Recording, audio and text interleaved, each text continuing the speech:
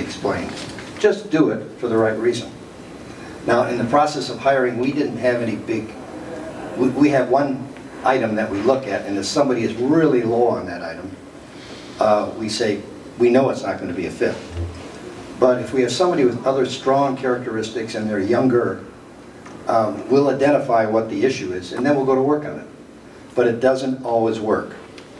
And you have tough stuff that you go through because you're fair and you're just, and you give people the opportunity to correct, and you work with them, but you still end up with a no. Tough deals. So it's not at the end of this meeting, I'm going to talk about quantum theory versus Newtonian thinking. And we have been talking about Newtonian thinking. That's the way we were brought up. That's IQ. It's the way we all function. But the world is moving. This is the age of Aquarius. One more after this. All right, as a servant leader, if you have somebody that has great potential, but not working to their potential, is there a systematic formula or steps that you work with them to help them be successful?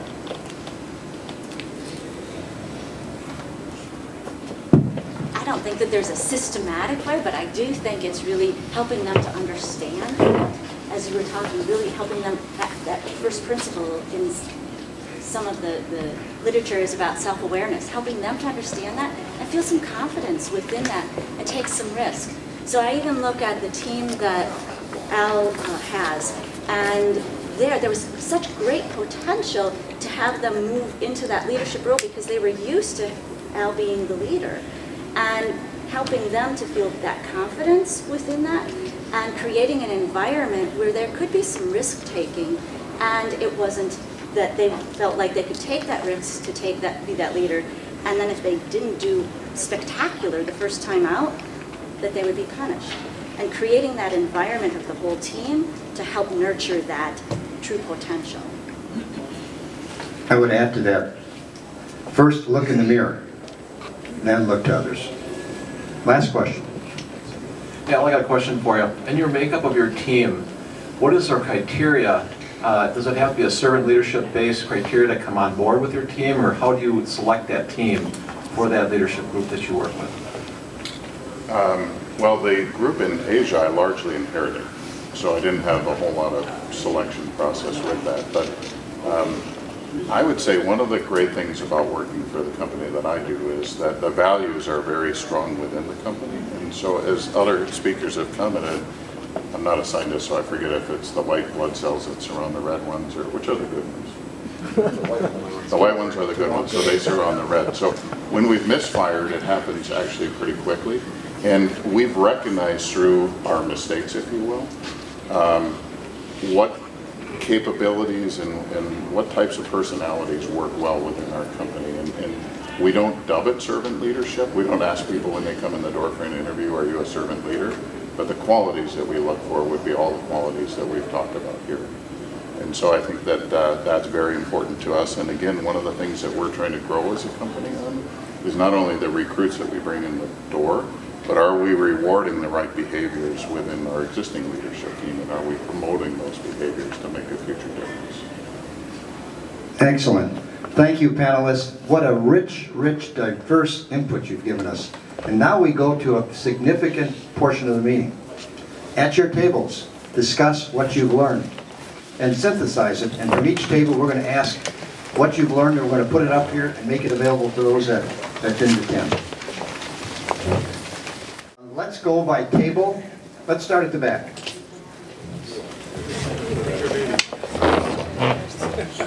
We're going to read just what you learned, or a vignette, what you would suggest we do to spread the word as an organization, this organic organization.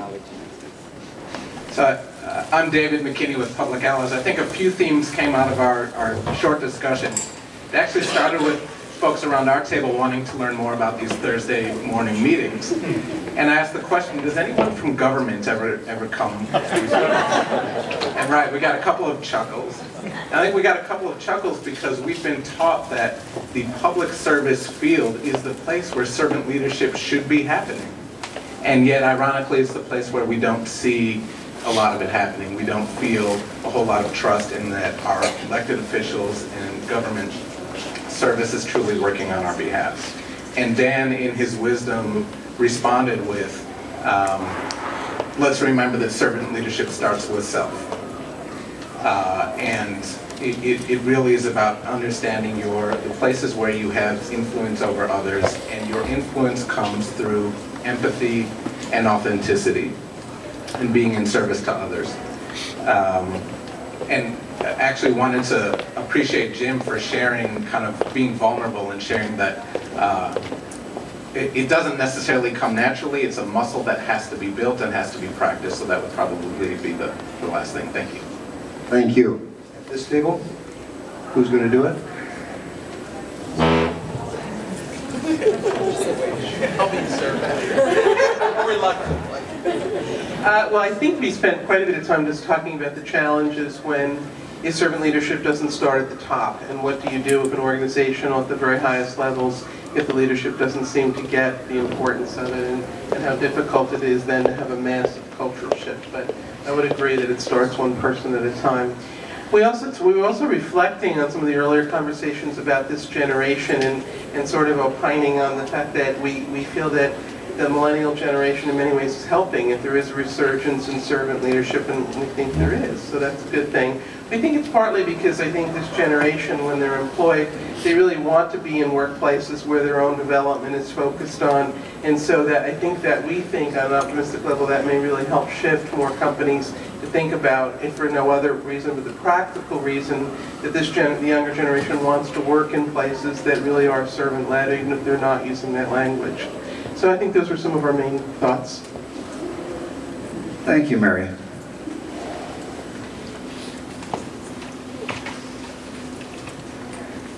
We reflected back on some of the things that the presenters talked about. In the world of business, short-term gain is seen as productive, and the understanding of servant leadership is not a short-term philosophy. It's kind of similar to investing in the community, investing in people, and the ways to do that most successfully, understanding people. And when you're sharing servant leadership, when you're promoting those ideals, servant leadership as a philosophy may not be understood to people, but the tenets of it are really probably the most important and the easiest to be understood. And you can't argue with being a good listener, communicating effectively, being empathetic. Those are things that resonate with people, even though they may not understand or adhere to servant leadership. Excellent, thank you. I'm Mary Casey from Pro Healthcare, and our table pretty much focused on what we thought the learnings were. And some of it came down to something as easy as be nice. And that relationship-driven, if you're relationship-driven, it provides propulsion for employees to be inclusive, to listen, and then to go back, and then you have to reevaluate and maybe make changes along the way, but really engagement. We also talked of having the balance between bottom line, how you're dealing with what we call the hardcore business aspects of it all, and then the softer side that it's, we talked about like a plate of food with food groups on it. And then really the biggest thing is take care of your people. Because if you take care of your people, they'll take care of you. Thank you, Mary.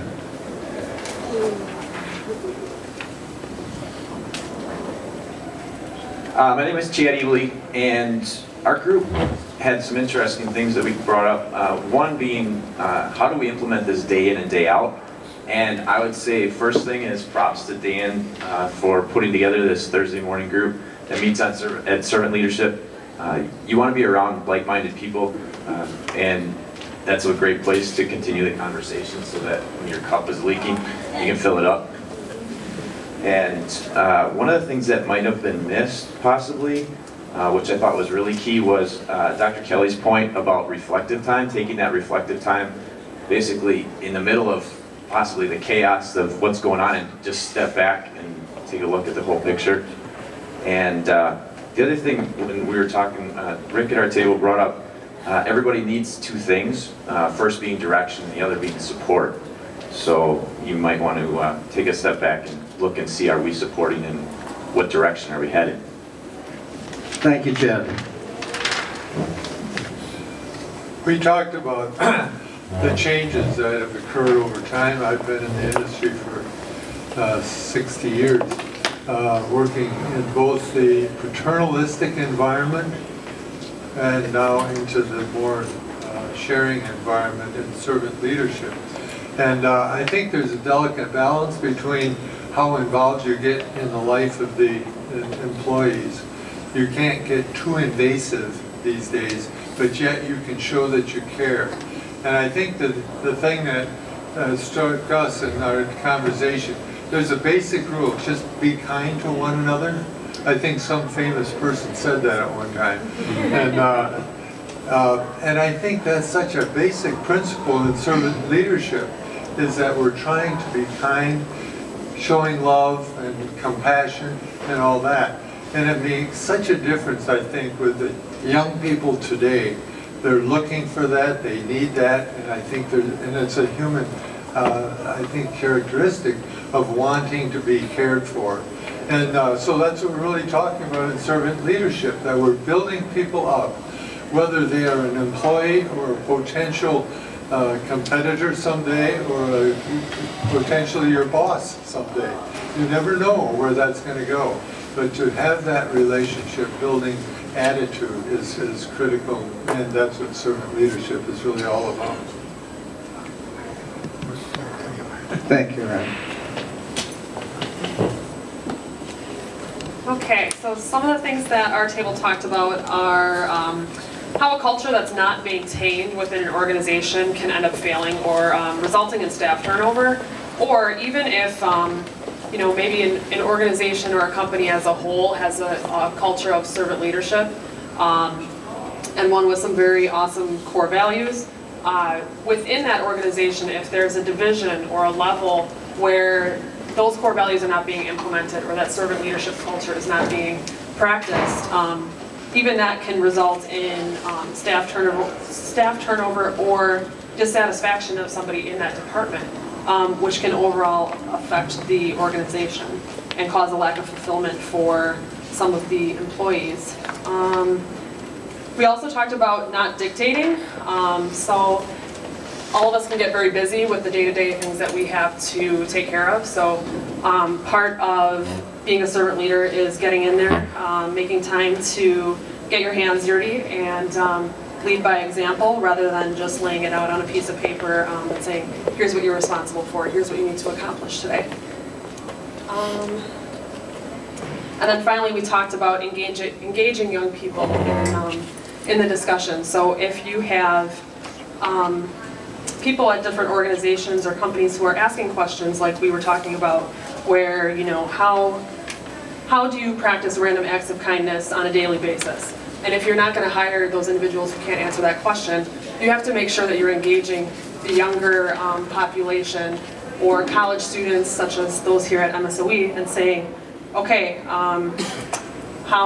when you get out into the workplace, how are you going to answer these questions? You have to have that in your life from an early start to be able to go into a workforce and be able to fit into a culture like that. Thank you. Lovely. Thanks, Dick. Over here at our table, we were talking about basically the whole morning here, and some of the things that we got out of it were needing to empower people first. True servant leader, you empower those in front of you, empower those that you're around first, and that's that servant aspect of it. Servant leadership crosses all religions and ethnicities. We were listening to Al up there talking about being over there in China and then Vietnam. And that going across was cross cultures. Servant leadership is in all religions across the world, all ethnicities.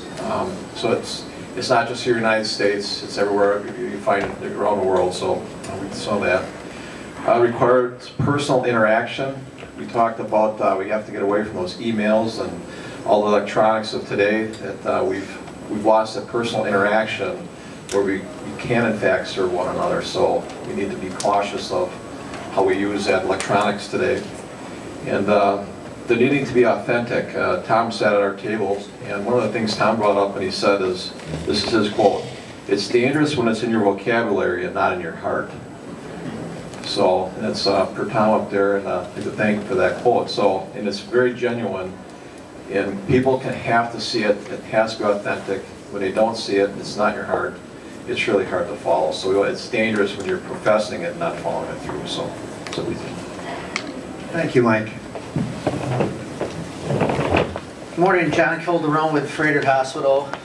We kind of talked about some of the things that other tables talked about with working with the youth, becoming servant leaderships, and how diverse was. When I was in school, I was one of 2 minorities that went to a school, and now my son goes to school with a wide diverse of different races and ethnic backgrounds, so that's pretty key to have our young people be into servant leadership. Let's see here. And that's basically what we talked about. Thank you.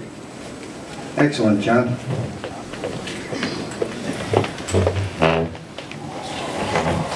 Steve Talavera with Peeper Electric. One of them was the developing of colleagues and also coaching colleagues.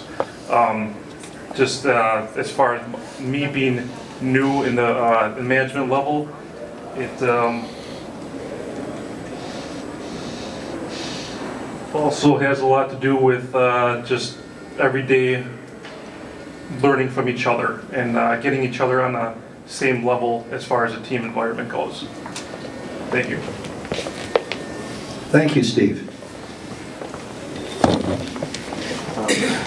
I'm Newton with Peeper Electric. The Johnny the Bagger story really struck a chord with us, only because, you know, he felt like his job was so insignificant and that nobody would notice him. And he didn't really have anything meaningful to contribute. So, you know, we thought about that, and we just, I guess, our main point of this discussion was that great ideas can come from anyone, regardless of their position. You know, we work, wherever we work with different personalities. There are a lot of egos, and you know, that we tend to want to shut off and not hear what people have to say just because we feel like we know it all. But there are a lot of great ideas that if we were, you know, just had an open mind, that would, you know, that we'd be pleasantly surprised at what people have to offer. And so, you know, we also talk about, you know, our different strengths. Like Dr. Johnson had mentioned, every leader has their own strength, and you know, I may be good in one thing, and somebody may be good at another thing. But if we come together and recognize our strengths and work together as a single unit, you know, it'd be a great thing. So those were what we talked about, and you know, like I said, the Johnny the Bagger story was the thing that struck a chord with us the most. Thank you, Newton. Now, Newton is that new generation that you were all struggling with. He's been on the job for 4 months. And if you'd like to see a survey of the country of that, send me an email. And someplace I have it. It's a few years old. But this generation we've been struggling with is very balanced. They see the problems. They're going to work on them. But nothing is going to consume them completely. Family, community, job, they look at all of that as being balanced in their lives. I'm going to try to wrap this up. I just spent a week at Oxford, 15 hours a day for 5 days, talking about our Newtonian culture and the quantum theory. And let me just say it this way. Imagine that Newtonian is simple, law-abiding, it's controllable, it is top-down. Quantum is complex, a bit chaotic. It is, like our society actually is. It's uncertain. Let me describe to you a little bit, let's go back. The quantum theory. Newtonian is cause and effect, cause and effect. This building, these chairs, our organizations, our society is built on the Newtonian theory. IQ, is Newtonian. You know something or you don't know it. You can pass a test or you can't. It's very structured. And that's the way we think. It came out today and we identified it here today, actually. And we identified some of the differences. Those videos that you saw, that was not Newtonian thinking. That was quantum thinking. And now what is quantum? Visualize an atom, and then Einstein came along and Newtonian said, there's nothing inside the atom. That's the smallest possible particle that makes all of us up and makes everything up around us. Einstein came along and said, oh, I think that's not true. There's a bunch of powerful stuff inside that atom. And let's call those particles. I'm not a scientist. But these particles are ruminating around. Imagine this room full of particles everywhere. Little electrical signals, all their power sources, running around, and they kind of interact with each other. All you have to do is open up a door, and the whole room changes. All these particles absolutely are generated. They all interact with everybody else. Open up another door, boom, a whole different thing happens. Now enter a person with a positive idea, a negative idea. Completely different responses. That's us in this universe. That's each of our actions each day. And so when you saw those videos, there was a perfect example of the social side of capitalism in those companies. Here are some of the Newtonian is predictable. Quantum is rapid change. That is the world we live in. I'm just picking a few of these out. Power emulates from the top. Quantum, many intersecting centers of power. And you know in your organizations, there's the formal organization, and then there's the informal one that actually gets the job done and makes it work. They are different. In any company, there may be a president, but you can be assured there's somebody that everybody looks to, maybe more than the president, for direction, leadership, and encouragement. Competition versus cooperation. Efficiency. In our company, we have something we used to call production reports. And we say, we got to change this to effectiveness. I just saw a young person, been in the business for 2 years, and he produced a production report. I couldn't believe it. But it doesn't go away very easily. I'm not in the company, so I sent it out to the CEO. Here you got it. Whereas in quantum, it's relationship, meaning, and service value driven. We call it effectiveness. Everybody likes to know how they're doing, and that's the purpose of those reports.